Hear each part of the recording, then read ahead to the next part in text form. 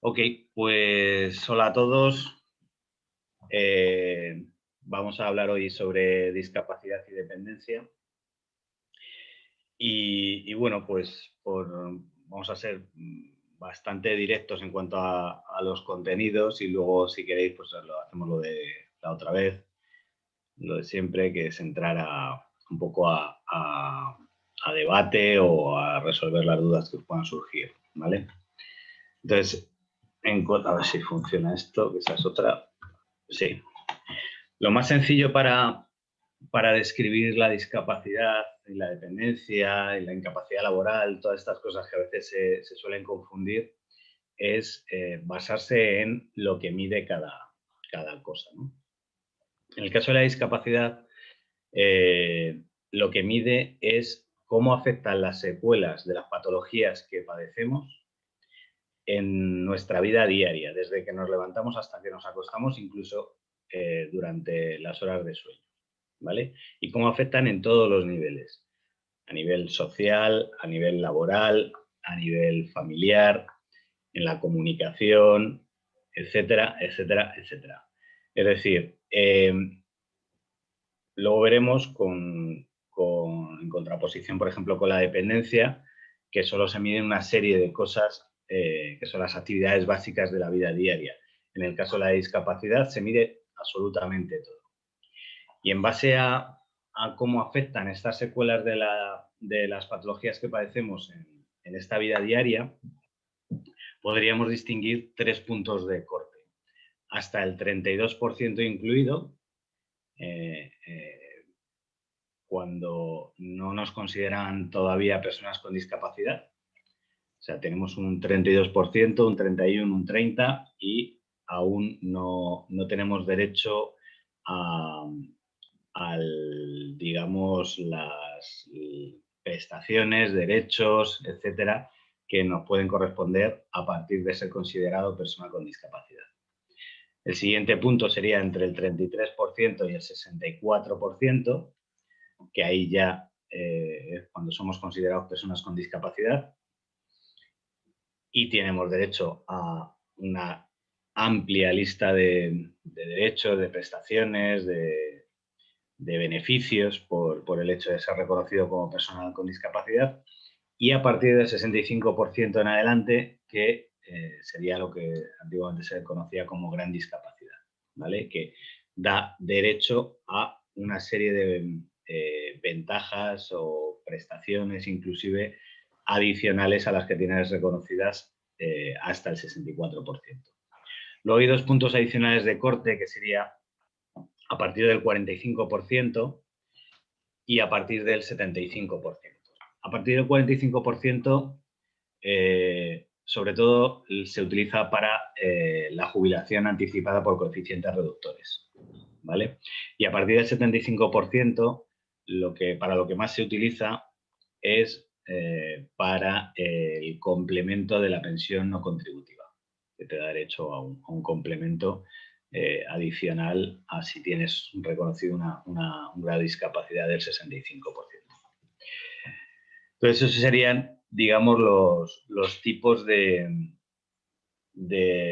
discapacidad que se pueden reconocer, los puntos de corte, y luego veremos a continuación las utilidades del certificado de discapacidad. Las utilidades del certificado de discapacidad, como sabéis, las competencias están transferidas a las comunidades autónomas. Entonces, no son del todo homogéneas en todo el territorio nacional.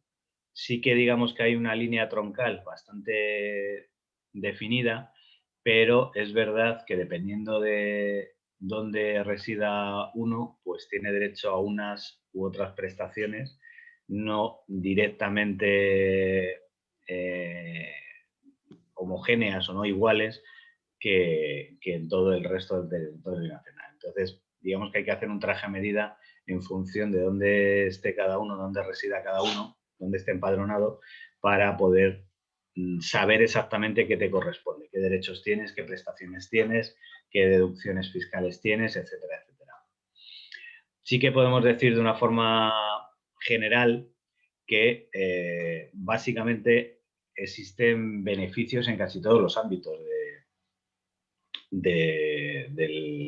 pues de la vida, ¿no? Desde la educación, pasando por el trabajo a nivel laboral, a nivel fiscal, en el transporte, en el acceso a edificios públicos, en impuestos,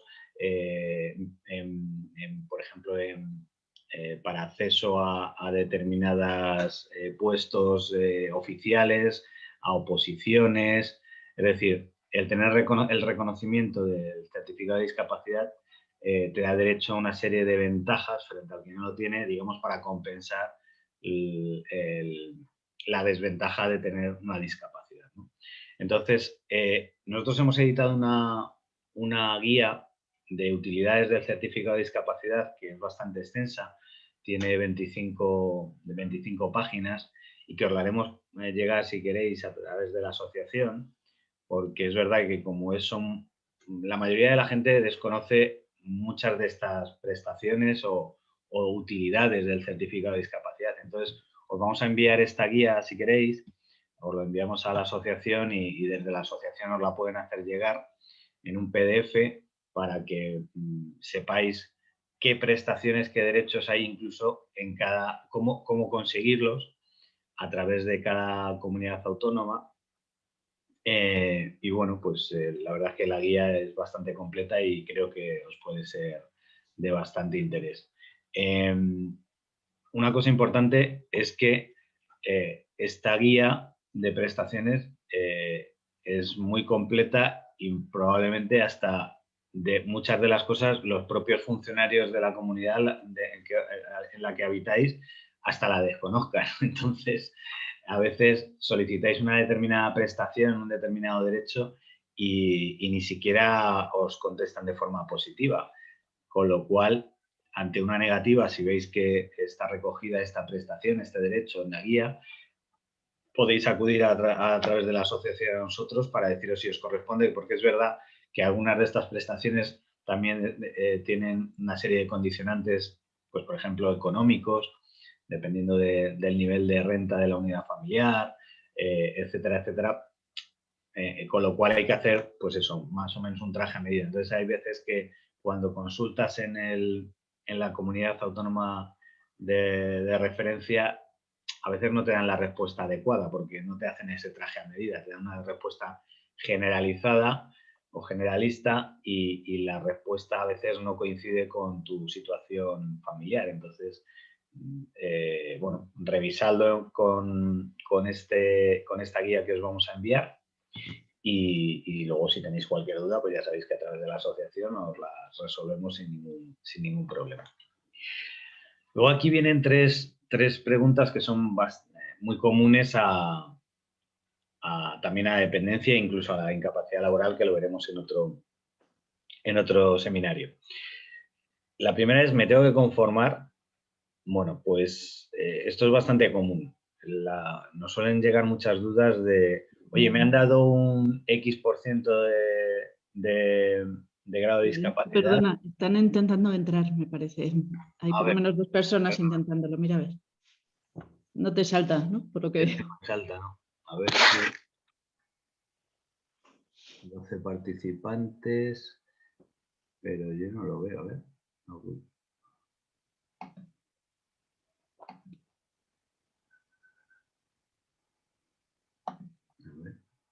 Sala de espera será. Sí, sí. En la reunión sí. Ah, vale, espera. ¿Y cómo tengo que hacer? Admitir todo. Sí, sí.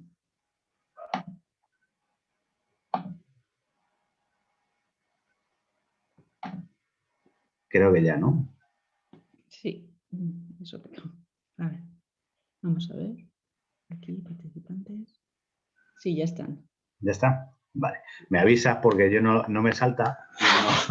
A mí tampoco, me tienen que avisar ellos. Si no, porque yo tampoco lo veo. Vale. Pues lo que os decía, una pregunta muy común en torno al certificado de discapacidad es, oye, me han dado este grado de discapacidad y no estoy conforme. lo primero que tienes que saber es si te corresponde un grado superior o no, ¿vale? Para protestar, para reclamar. A ¿Por ver, qué? Porque hay veces... Dime, perdóname que hay otro. ¿hay más? Venga, vamos a ver. Me están diciendo que sí.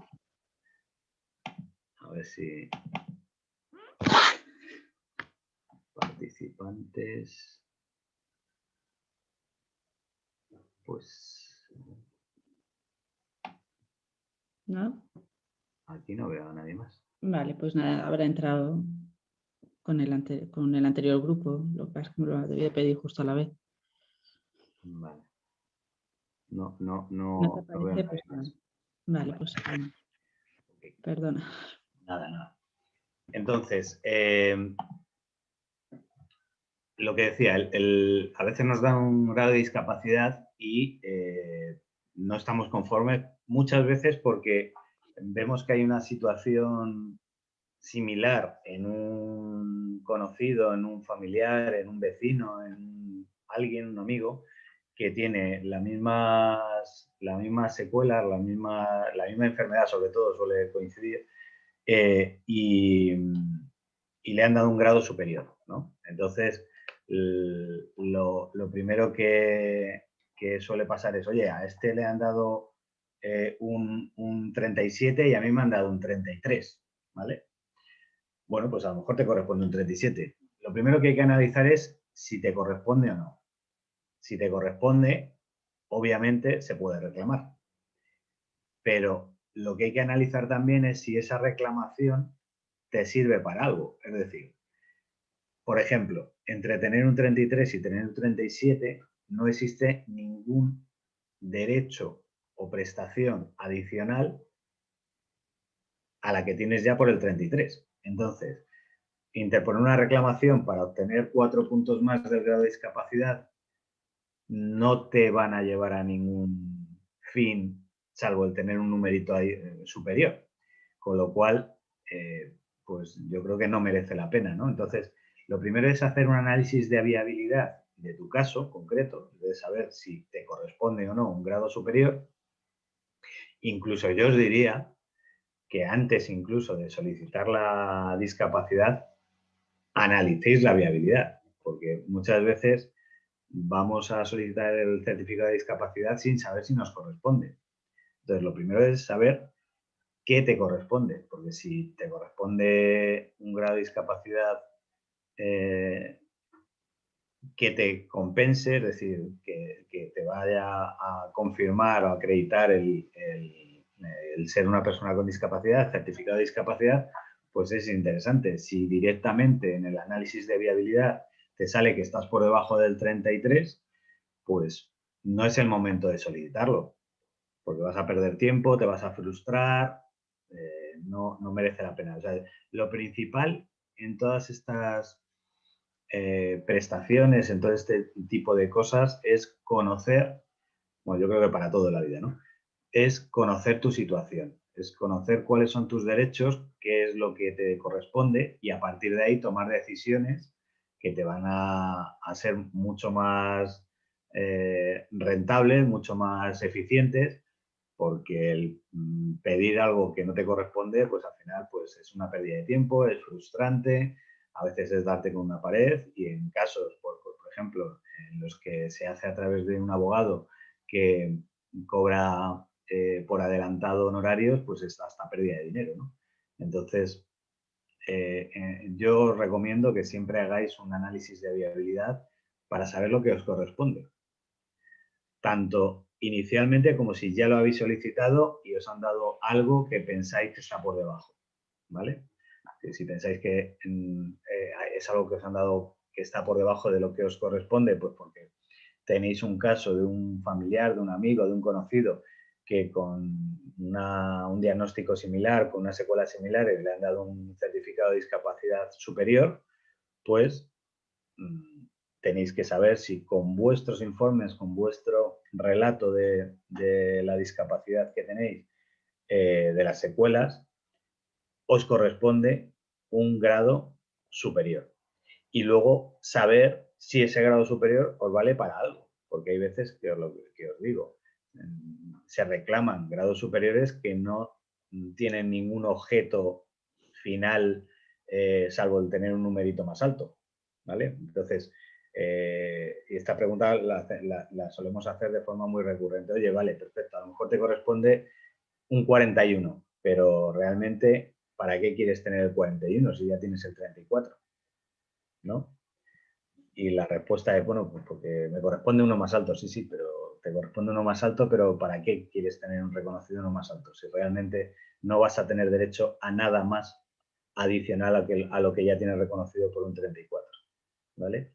Luego hay otra cosa que debéis saber y es que no hay una unidad de criterio en cuanto a cómo se conceden o cómo se valoran los grados de discapacidad en toda España. Como os he dicho antes, las competencias están transferidas y los centros bases pues valoran de una forma diferente en Galicia, como lo hacen en Madrid o como lo hacen en Andalucía o en Valencia. No digo que sea ni mejor ni peor, digo que no hay una unidad de criterio. Entonces, donde a uno con un mismo cuadro le dan un 37, a otro le dan un 28 y viceversa. Con lo cual, es más, hasta en la misma comunidad depende de cómo presentes tu caso, de cómo tanto la documental como el discurso te pueden evaluar de una manera u otra. Incluso los evaluadores, cuando te evalúan, depende también de cómo se encuentren ellos. Hasta pensamos que deben ser objetivos, pero la realidad es que son personas y pueden haber tenido un día malo y ese día no atenderte como deben. Entonces, hay que presentar todo de una forma muy detallada y muy cuidadosa. El discurso tiene que ser muy coherente con la documental y no solamente el discurso, o sea, incluso dependiendo del tipo de secuelas que tengas, hasta tu comunicación no verbal, cómo te presentas a la valoración, cómo en el caso cuando se va a solicitar movilidad, cómo vas, cómo andas, etcétera, etcétera. O sea que hay que cuidar mucho los detalles porque en este caso los detalles, todas las valoraciones que hacen tanto los centros bases como en la dependencia, como va el trabajador social a tu domicilio o el equipo de valoración de incapacidades, el EBI, son muy subjetivas y bueno, pues hay una cierta tendencia por parte de la administración a pensar que la gente engaña o exagera. Entonces, tiene que ir muy coherente toda la documental con el discurso que se lleva a la valoración y con incluso la comunicación no verbal. ¿Vale? Entonces, tenemos más gente esperando. Vale, vamos a ver. A ver si... Sí, admitir.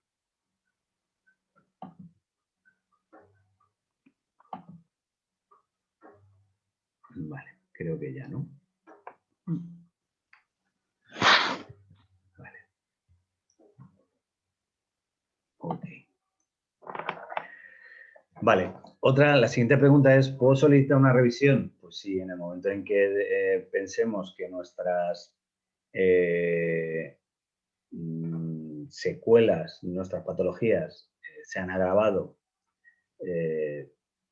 perfectamente podemos solicitar una revisión. La respuesta también es la misma a la pregunta anterior, es decir, lo que tienes que saber es si te merece la pena también el hacer esa revisión. ¿Por qué? Porque en las revisiones también te juegas el que te puedan dar un grado inferior, dependiendo también de las valoraciones subjetivas que pueda hacer el equipo de valoración en ese momento. Entonces, tienes que tener muy claro, y por eso hay que hacer un análisis de viabilidad previo, que realmente te corresponde un grado superior al que ya tienes concedido. Porque si vas a ir a presentarte para pedir, primero, si vas a presentarte para pedir un grado que no te va a incrementar tus prestaciones o tus derechos, pues no tiene sentido. Y segundo, si te presentas para pedir ese grado superior, tienes un cierto riesgo a que no solamente te lo suban, sino que incluso te lo puedan rebajar, porque las directrices en este sentido son muy claras y cada vez que cambian los baremos no son para subirlos, es para bajarlos. ¿Vale? Entonces, igual que en el caso anterior, lo ideal es hacer un análisis de viabilidad para saber qué te corresponde antes de solicitar una revisión de grado. Y la última pregunta me la pueden revisar, salvo en los casos en los que te han dado un certificado de discapacidad definitivo, un grado definitivo, que cada vez son menos, sí, te la pueden revisar de oficio en el momento en que detecten que ha habido una variación, por ejemplo, en tus informes públicos.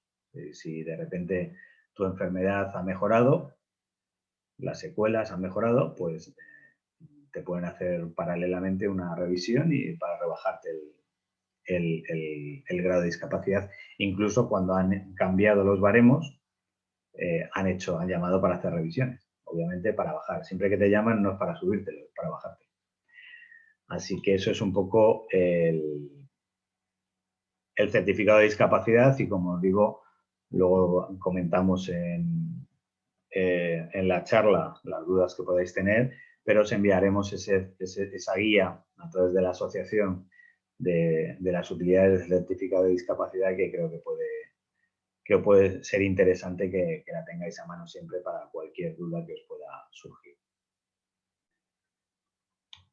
A ver, vamos a pasar ahora a la dependencia.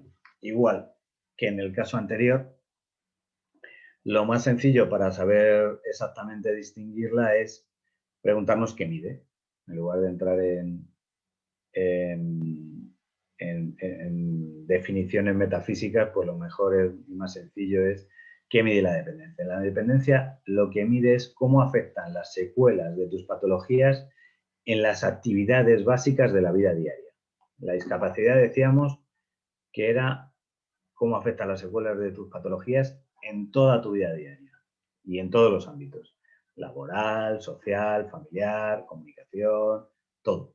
En el caso de la dependencia, lo que mide es cómo afectan las secuelas de tus patologías en las actividades básicas de la vida diaria, es decir, en vestirse, en desplazarse, en la alimentación, en la higiene, en la comunicación, ¿vale? Y hay tres tipos: la dependencia grado 1 o moderada, la dependencia grado 2 o severa y la dependencia grado 3 o gran dependencia. La dependencia grado 1 moderada es cuando necesitas pues que te ayude alguien, que te eche la mano una tercera persona en alguna actividad básica de la vida diaria, ¿vale? Básicamente. Tenemos otra persona, perdona, Lorenzo, está haciendo un goteo, lo siento. Tranquila. A ver. En espera. Admitir. Vale. Estoy pluriempleado hoy, ¿eh? Vale. Entonces decíamos, el grado 1, la dependencia moderada, es cuando necesitas la ayuda de terceras personas para realizar al menos una actividad de la vida diaria, ¿vale? El grado 2 de dependencia o dependencia severa es cuando necesitas la ayuda de terceras personas para 2 o más actividades básicas de la vida diaria, pero no necesitas que una persona te cuide de forma permanente. Y el grado 3 o gran dependencia es cuando necesitas la ayuda de terceras personas para básicamente cualquier actividad básica de la vida diaria, y además necesitas la ayuda permanente de una tercera persona, ¿vale? En cuanto a derechos y prestaciones, pues pasa un poco lo mismo que con la discapacidad. Las competencias están transferidas, en este caso, a los ayuntamientos. Hay que solicitarlo, como sabéis, a los servicios sociales del ayuntamiento en el que te encuentres empadronado. Y bueno, pues depende de cada comunidad autónoma y de cada ayuntamiento en este caso. Más o menos por comunidad autónoma y por provincia están homogeneizadas, que no siempre, porque hay ayuntamientos y provincias que dan más que otras, pero bueno, más o menos por comunidad autónoma sí que están homogeneizadas, pero sí que es verdad que hay que hacer también un traje a medida de cada caso en función de dónde estés empadronado. Sabéis que hay varios tipos de derechos, de ayudas, en función del grado que tengas. A nivel económico, pues que es muy heterogéneo. Hay prestaciones desde 150 euros hasta 800 aproximadamente, pero en función de si tienes grado 1 o grado 3. Pero también depende de varias variables, entre otras, pues la más importante es el nivel de ingresos de la unidad familiar. Pero por eso os digo, y depende de la comunidad autónoma en la que estés empadronado, del ayuntamiento en el que estés empadronado. Así que hay que hacer un traje a medida de cada prestación, si vas a pedir la ayuda de atención temprana, de cuidados a domicilio, etcétera, etcétera. Entonces, o de la ayuda familiar, de un familiar. Entonces, de cada caso hay que hacer un traje a medida para saber qué es lo que te corresponde, si prefieres o no la ayuda económica, la prestación económica. Unos ayuntamientos te lo facilitan más, otros menos. Otros prefieren que te atienda personal del ayuntamiento, etcétera, etcétera, etcétera. A veces, y esto pasa mucho, te recortan las prestaciones sin previo aviso. O sea, te van reduciendo incluso las horas de la persona que te ayuda de forma domiciliaria y ni te lo comunican. O sea, directamente te lo dice el trabajador social o la persona que te va a ayudar a domicilio. Oye, a partir de la semana que viene vengo 2 horas a la semana en lugar de 4. Pues, y no te dicen nada, ¿no? Todas estas cosas se pueden, obviamente, reclamar, ¿vale? Porque se están haciendo de forma muy poco, digamos, sin ninguna planificación y sin ningún tipo de explicación. Entonces, no digo siempre, pero la mayoría de las veces está pasando así. Entonces, cuando sorprenda alguna reducción en las prestaciones, eh, que sepáis que se pueden reclamar. Lo primero que hay que saber es lo mismo de antes. ¿Me corresponde o no?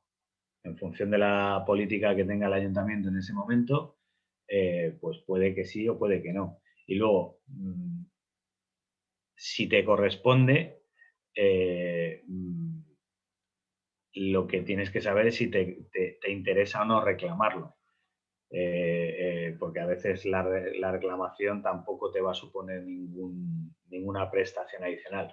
En el caso, por ejemplo, del grado, ahí sí suele ser interesante el que sí que te corresponde el reclamarlo, obviamente. Es decir, si tienes un grado 1 y de repente, pues, las secuelas de tus patologías han agravado la situación, se han agravado y la situación es de mayor dependencia, pues ahí reclamar un grado 2 o pasar del 2 al 3, obviamente lo normal es que se vea reflejado en mayores prestaciones, con lo cual sí que es conveniente. Lo que sí que hay que saber es si realmente te corresponde ese grado superior para reclamarlo. Es decir, pasa mucho, igual que con la discapacidad, que vemos casos similares en los que alguien que tiene sobre todo nos solemos guiar por el diagnóstico, ¿no? O sea, alguien que tiene Phelan-McDermid en otra comunidad tiene un grado 2 reconocido y yo tengo un 1. Bueno, pues es que a lo mejor ya sabéis que la enfermedad no actúa de la misma forma en dos individuos diferentes, con lo cual aquí a lo que hay que ir es a las secuelas, en cómo actúan las secuelas de la enfermedad en cada paciente y cómo le genera esa dependencia. Y luego no solamente en eso, en cómo verbalizamos y documentamos esas secuelas, porque el mayor problema suele ocurrir en que la documental que aportamos tanto para la discapacidad como para la dependencia y o cómo verbalizamos esas secuelas, pues suelen ser a veces incoherentes o no tienen la coherencia debida, y luego también tener en cuenta que los evaluadores tampoco tienen un criterio homogéneo en todo territorio nacional. Ni siquiera, como decíamos antes con la discapacidad, el mismo evaluador o sea, depende de cómo tenga el día. O sea, hay muchas veces que el evaluador se levanta con el pie izquierdo y te evalúa peor que si ha tenido un día bueno, ¿no? Entonces, lo que nosotros tenemos que hacer para todo esto es preparar bien tanto la documental, lo primero, como después preparar bien la evaluación. El preparar el tribunal, bueno, las entrevistas, en este caso, es tan importante como preparar bien la documentación. La documentación, al final, los informes médicos tienen que reflejar fielmente cómo actúan las secuelas del paciente en su vida diaria, en este caso en la dependencia, en cómo le afectan a las actividades básicas de la vida diaria. Entonces, si realmente le están dificultando su autonomía, tiene que venir reflejado en algún informe. Entonces, si lo que suele pasar es que se describen los informes de forma muy técnica y no se reflejan las secuelas. Y el derecho en España, las leyes en España se basan en las secuelas, no en los diagnósticos. Entonces, hay que reflejar fielmente cómo actúan las secuelas de la enfermedad en cada paciente, ¿vale? Y por eso decía la coherencia de la documental y el discurso que llevamos en la entrevista. ¿Por qué? Porque hay veces que nosotros explicamos cómo nos están afectando esas secuelas, como en este caso la dependencia, necesitamos que nos ayude una persona en ciertas actividades, aunque sea de forma intermitente, de la vida diaria, pero los informes no hablan de estas secuelas, no las describen. Entonces, ¿qué es lo que ocurre con los evaluadores? Que, como os decía antes, piensan que el 95% de la gente engaña o exagera. Entonces, si lo que verbalizamos no está reflejado fielmente en los informes, pues es un hándicap, es algo que nos perjudica, ¿vale? Luego, ¿puedo solicitar la revisión? Perdona, otro Más. aspecto. Sí. Sí. Vamos a ver. Admitir todo. Vale, creo que ya. Vale. Si decíamos, ¿puedo solicitar la revisión? Pues obviamente si han cambiado las circunstancias, digamos, si ha habido un agravamiento en la secular de la patología y en el caso económico se ha disminuido, por ejemplo, el nivel de ingresos, pues obviamente se puede solicitar una revisión para mejorar las prestaciones.